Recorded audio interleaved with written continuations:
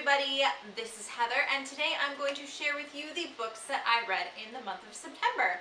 And I read 13 books this month, which might tell you that I did little else. Yeah, I kind of had no life this month, but it was pretty good for my reading, if not for my social life. This month I read Wild by Cheryl Strayed, and it was actually one of my favorite books that I read this month. I haven't read that many nonfiction, so it was kind of enjoyable to cleanse the palate a little bit of fiction novels. So if you didn't know, this book is about a young woman who basically leaves home. She has no home, no family. Her mother just died, and she decides to hike the Pacific Crest Trail. Gone Girl by Gillian Flynn. It was part of my September book haul.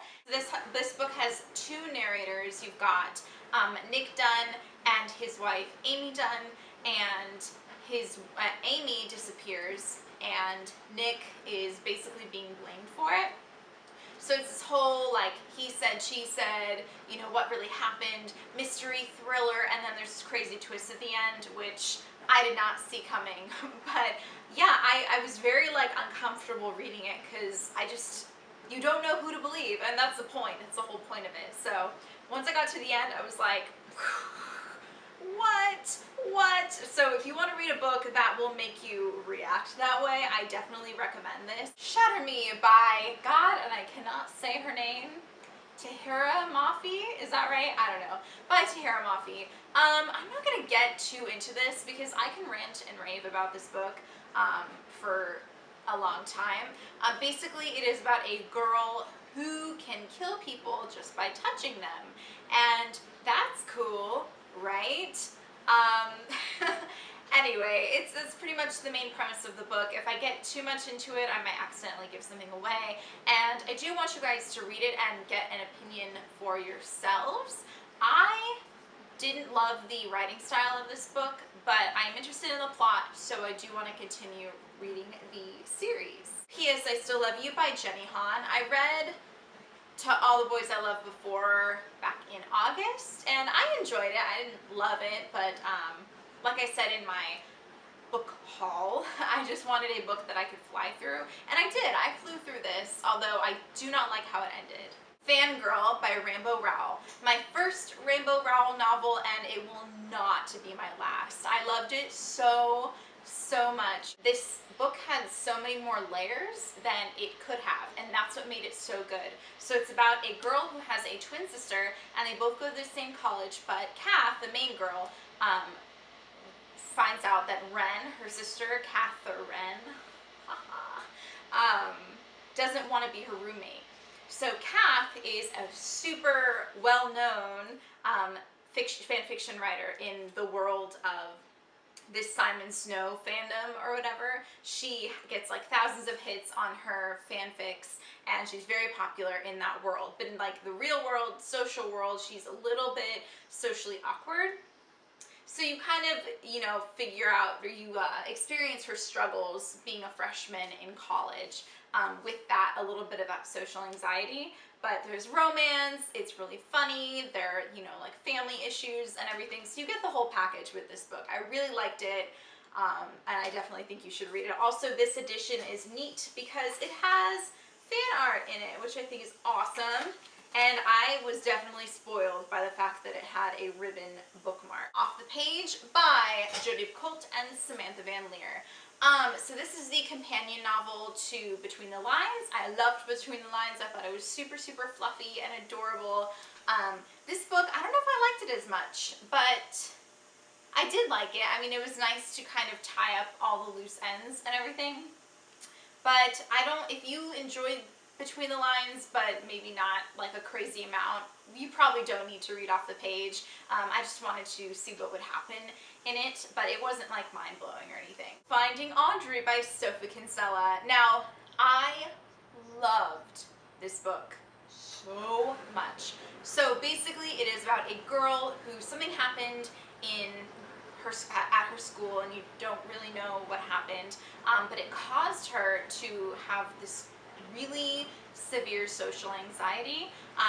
so severe that she has to wear sunglasses everywhere. She doesn't like going places. It's very uncomfortable for her to leave her room.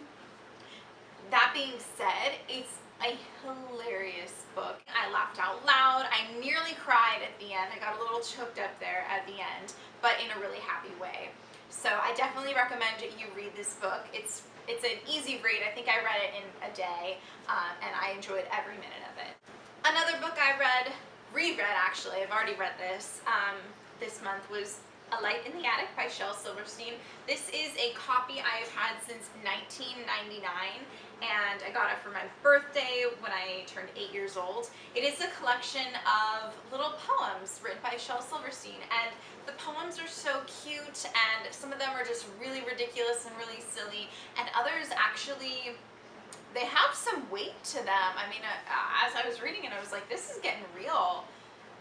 Like, as a 24-year-old, I can actually relate to some of these poems written for children. Self-Help by Miranda Sings. Okay, if you are not a Merfanda, then you probably have no desire to read this, and nor should you have any desire to read it, because it was written for people who love her videos and who love her. It's basically a self-help book that you would imagine Miranda to have written.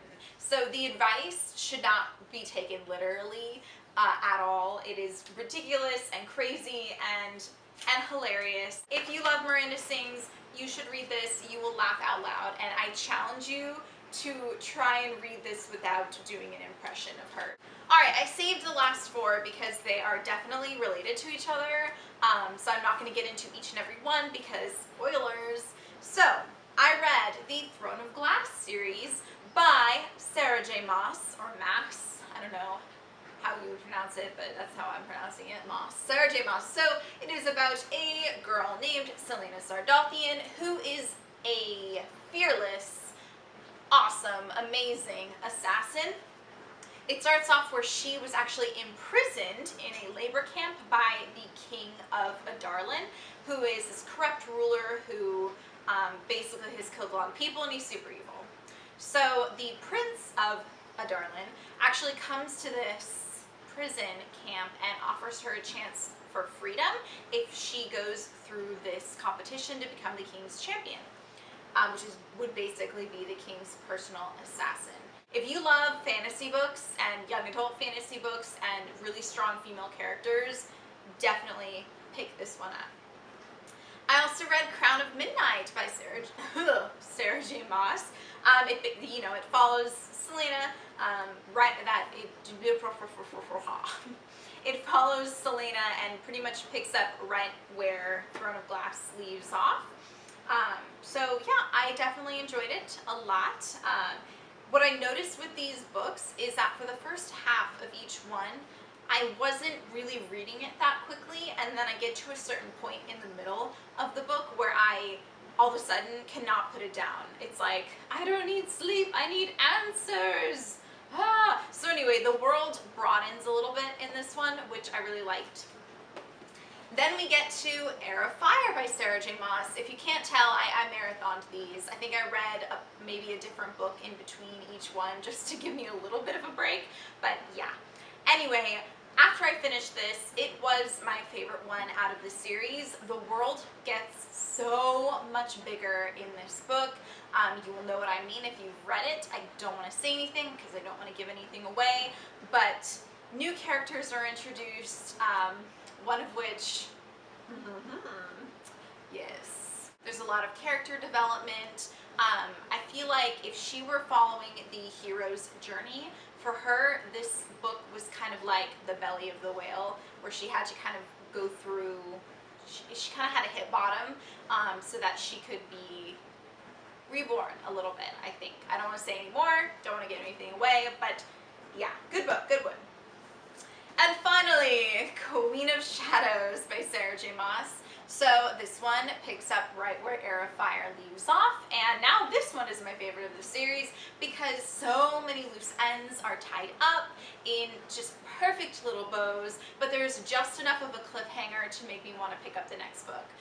Alright, you guys, so I also wanted to let you know that this is going to be my last wrap-up for a while because I am reporting to Officer Candidate School on October 18th.